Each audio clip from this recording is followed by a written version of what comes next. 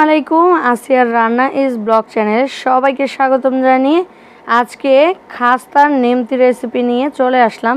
তো এটা আমার ফার্স্ট ভিডিও, মানে যখন আমি চ্যানেলটা খুলেছিলাম ঠিক তখনকার ভিডিও। তো ভাগ্যক্রমে এই ভিডিওটা আমি পেয়ে গেছি, তবে এডিট প্রথম ভালোভাবে করতে পারিনি। এবার আমি আবারও নতুন করে এডিট করে ভয়েস দিয়ে তারপরেই ভিডিওটা আপনাদের সামনে উপস্থিত করেছি। আশা করি এই রেসিপির ভিডিওটা আপনাদের কাছে ভালো লাগবে।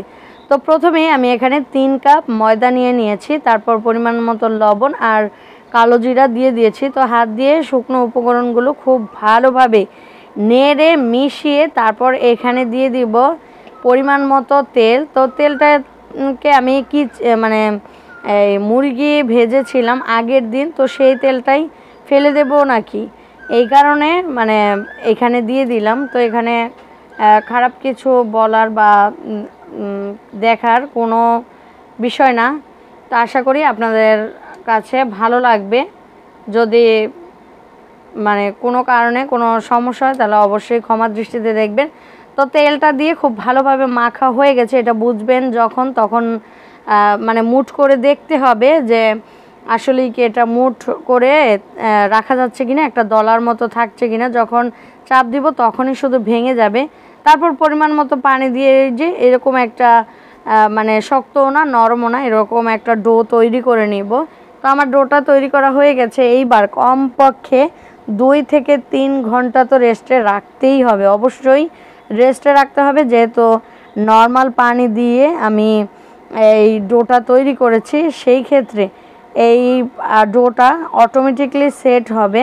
তো এই জন্য আমি ঢেকে রাখলাম 2-3 ঘন্টার জন্য। তো ফিরে আসলাম একদম 3 ঘন্টা পর। দেখুন এই যে আমি যখন হাত দিয়ে চাপ দিচ্ছি তখন কিন্তু খুব সুন্দর করে একটা গর্ত হচ্ছে, আর সেই গর্তটা কিন্তু আবার ভরে আসছে না। তো নগদ করলে কিন্তু এই গর্তটা আবার আপনি ভরে আসতো। তো এখন আমি যে ডোটা তৈরি করেছি ওটার থেকে ছোট লেচি করে নিব। তো আমার এখানে 6টা লেচি হয়েছে, খুব বড় যেহেতু 3 কাপ আটার ডো। তো তারপর যেমন ইচ্ছে তেমন করে আমি পাতলা করেই, বেশি ভারী করিনি। এই যে ঠিক এই রকম পুরুত্বের একটা রুটি বানিয়ে নিয়েছি। তো যেমনই হোক সমস্যা নেই, এটা তো কাটবই, তাই না। তো তারপর আমি নিমতির জন্য যে সাইজটা আমি আমার মন মতো করে নিচ্ছি। আপনারা চাইলে আপনাদের মন মতো করতে পারেন বা আমার মতো করতে পারেন, এটা যার যার রুচির যেরকম চায় এরকমই করতে হবে, তাই না। তো এবার আমি এই যে ঠিক লম্বা করে এরকম কেটে তারপর একটু আড়াআড়ি মানে বাঁকা করে কাটবো, এতে করে এটা শেপ কিন্তু সুন্দর আসবে। মানে যেই সাইজটা এটা এক সাইডের, এই কারণে ভালো আসেনি, তবে মাঝখানেরগুলো এইভাবে করে কাটলে অনেক সুন্দর লাগে, অনেক সুন্দর আসে। প্লিজ আমার ভিডিওতে যদি কোনো রকম কোনো ভুল হয়ে থাকে কথায় বা কাজে, তাহলে আপনারা অবশ্যই কমেন্ট করে আমার ভুলগুলো খুব সুন্দরভাবে ধরিয়ে দেওয়ার চেষ্টা করবেন, বাজে মন্তব্য করে নয়।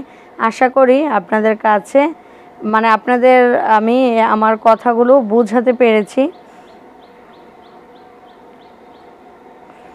আর যদি ভিডিওর কোনো অংশ আপনাদের কাছে ভালো লেগে যায় তাহলে অবশ্যই ভিডিওতে একটা লাইক দিয়ে কমেন্ট করতে ভুলবেন না।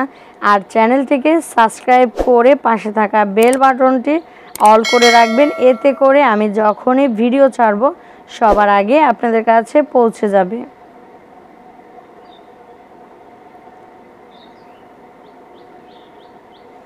তো এই তো পরপর 2টা রুটি বানিয়ে আমি কিন্তু কেটে নিচ্ছি, এতে করে যখন আমি ভাজবো তখন কিন্তু আমার অনেক বেশি সুবিধা হবে। কারণ একসাথে মানে ভাজা আবার বানানো অনেক বেশি ঝামেলা হয়ে যায়, যেহেতু এটা তেলে ভাজার জিনিস, এই কারণে।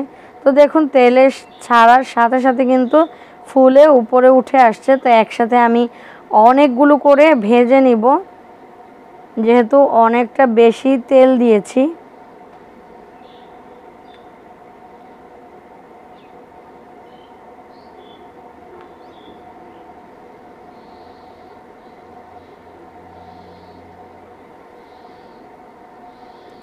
তো আমি নিমতির কালারগুলো ঠিক এরকমই রাখবো। ক্যামেরাতে কেমন বোঝা যাচ্ছে জানি না, তবে হালকা ব্রাউন করে, একদম গাঢ় গাঢ় ব্রাউন করব না। এতে করে পরবর্তী সময় যখন ঠান্ডা হয়, ঠান্ডা হতে হতে কিন্তু আর একটু কালার চলে আসে, তখন কালচে হয়ে যায়, ভালো লাগে না। তো আমার ভিডিওগুলো যদি আপনাদের কাছে একটু ভালো লেগে থাকে, আমি আরও একবার বলছি, প্লিজ আমার চ্যানেলটিকে সাবস্ক্রাইব করে রাখবেন, আর ভিডিওতে একটা লাইক দিয়ে কমেন্ট করতে ভুলবেন না। আশা করি এই রেসিপিটি আপনাদের কাছে ভালো লেগেছে। সবাই ভালো থাকবেন।